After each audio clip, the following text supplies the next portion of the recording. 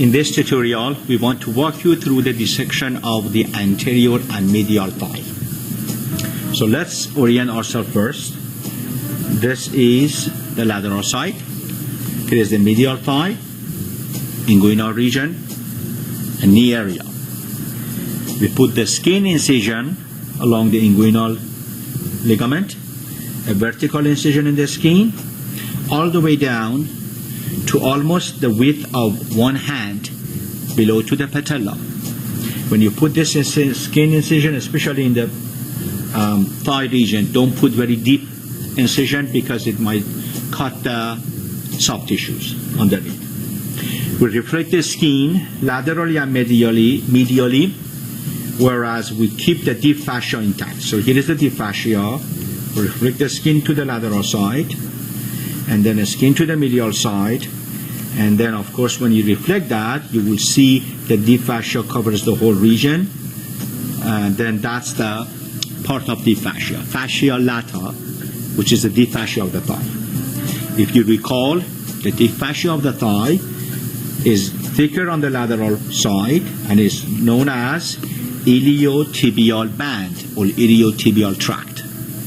When you trace the iliotibial band superiorly, you will notice that it becomes two layers.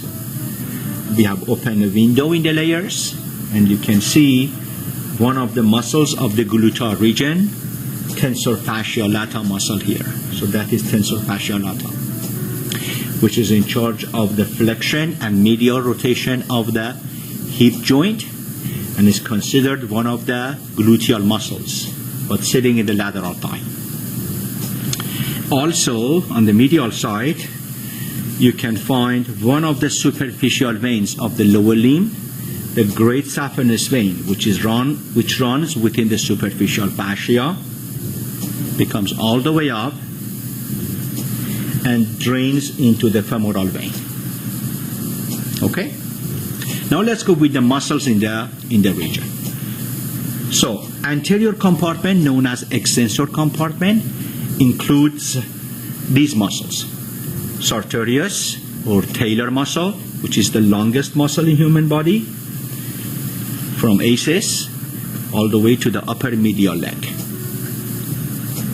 Then lateral to the sartorius, we have quadriceps muscle. But each head of the muscle is considered as a separate muscle. These muscles are vastus medialis, rectus femoris, vastus lateralis, and vastus intermedius, right there. The tendon of these four muscles attached to the borders of the patella. Then this tendon is called quadriceps tendon. And then after patella, the muscle inserts to the tibial tuberosity here via this ligament or tendon, patellar ligament or patellar tendon. Quadriceps muscle is in charge of extension of the knee joint. However, the rectus femoris can also flex the hip joint because it passes the hip joint from the anterior side. And if you recall, sartorius can flex and laterally rotates the hip joint, and also flex and medially rotates the knee joint. Okay? It also can abduct or abduct the hip joint. Practically 5 functions for this muscle. Okay. Now we go to the medial compartment. The medial compartment of the thigh, also known as adductor compartment, and as its name implies, this compartment is in charge of the adduction of the thigh. The muscles are arranged in different layers. On the superficial layer, we have adductor longus, this muscle, and pecuneus. Underneath, we have adductor brevis, this muscle. And the landmark of adductor brevis is the anterior branch of the obturator nerve passes anterior to the adductor brevis, this nerve. Right under the adductor brevis, right here, we have adductor magnus, this big muscle, and then the one of the adductor muscles on the medial side, gracilis. Okay? So as I mentioned, this group is mainly in charge of the adduction of the hip joint. Also good to know that inside the adductor magnus, we have an opening right here known as adductor hiatus, right there. So we will see the application of adductor hiatus later when we review the arteries here. Now, two more things, and then we go with the nerve and blood supply. One is pes anserine tendon, and the other one is femoral triangle. If you recall, the tendon of three muscles on the upper medial leg form a tendon, altogether form a tendon known as pes anserine tendon, was pes anserinus tendon.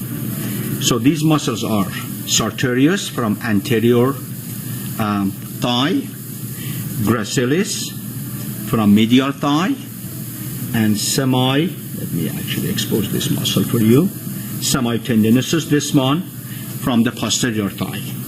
Okay? Say, grace, before T. Okay? So then pes anserine, that was a mnemonic actually for these guys. So then that's the pes anserine on the upper medial leg. Now let's move up and look at the femoral triangle. So let's zoom in on the femoral triangle and see the boundaries.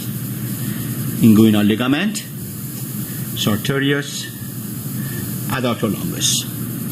On the floor of the triangle, we have pectineus, and then this muscle coming from the pelvis and the posterior abdomen, which is iliopsoas muscle. Is made by the psoas major and iliacus, and iliopsoas is in charge of the flexion of the hip joint. Okay, now inside the femoral triangle, we have femoral vein, which stands for vein, artery, and nerve. So from lateral to medial, we have the femoral nerve, then femoral artery in the middle, and femoral vein on the medial side. And if you recall, the mnemonic for that is Navy. Navy. N stands for nerve, artery, vein, and I stands for internal or inside. Okay? That's the arrangement of the femoral vein elements in the femoral triangle. So let's do the nerve and blood supply of this area and then finish the tutorial.